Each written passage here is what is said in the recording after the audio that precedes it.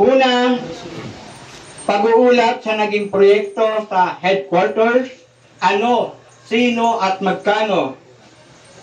Ikalawa, formal na pag-iendorso ng kaukulang pondo sa napiling Ingat Yaman.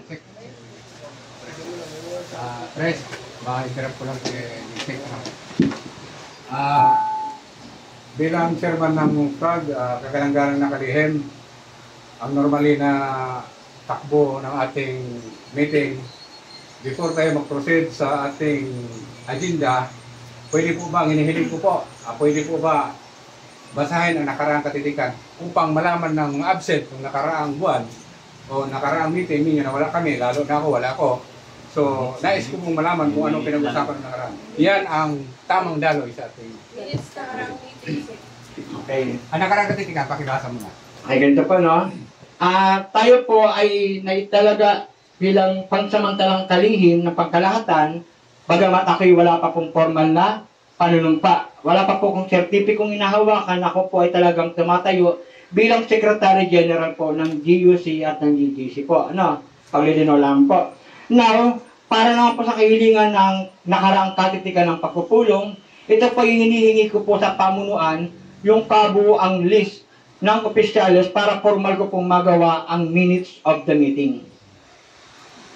Para maging formal po, ay as a Secretary General, may hirap po kasing through logbook, scratch po kasi ito scratch. Kung tawagin po yung ginagawa natin, maging sa kung anong pamahalaan yan, scratch po yung aming ginagawa as a Secretary. And now, after po namin maitala ito at walang pagtutol o walang pagbabago after ng pagpupulong, saka po namin ito itinatransfer sa proper minutes of meeting. Doon po natin binabasa yung nakaraang katitikan ng pagpupulong. Ano po? Ganito na lang po, no? Ang nakaraang katitikan po ng pagpupulong, hindi, medyo informal lang po yung aking sasabihin, no?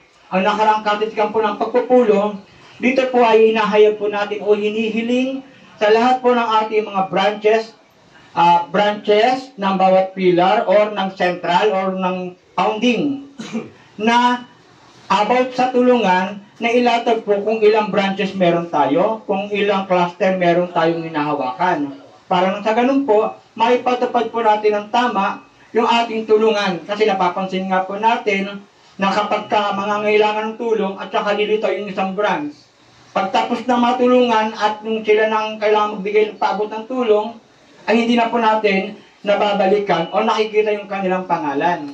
Kaya nga po, isa pa po sa pangalawang na pag-usapan po doon, na ang lahat ng branches po na nais makiisa sa tulungan ay magsumiti ng kanilang master list sa pangkalahatang kalihim. For example, GIFBSI, meron kami 3 pilar, Alliance, Coalition, Division.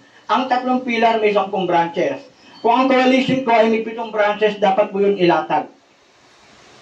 Ang division, ganun din po. Ang alliance, ganun din po. Para na sa ganun, ma-estimate po natin na ito talaga yung dapat na magpapaabot ng tulong doon sa taong nangangailangan ng tulong. Yun po yung napag-usapan ng nakarang katitikan, pero ang hindi po na-finalist po doon, yung ganong kahilingan. Pero yung pagsumite, ng pagsasubmit uli ng bagong master list sa Secretary General, yun po ay na-finalist na po at na-permahan na po yun ng pamunuan na kailangan magpasa uli ng bagong master list. Kasi marami pong dumadagdag ng mga branches na open branch at marami din pong mga miyembro na nagiging bagong kasapi ng bawat branches po sa atin. Yun po yung nakaraang katitikan po ng pagpupulong.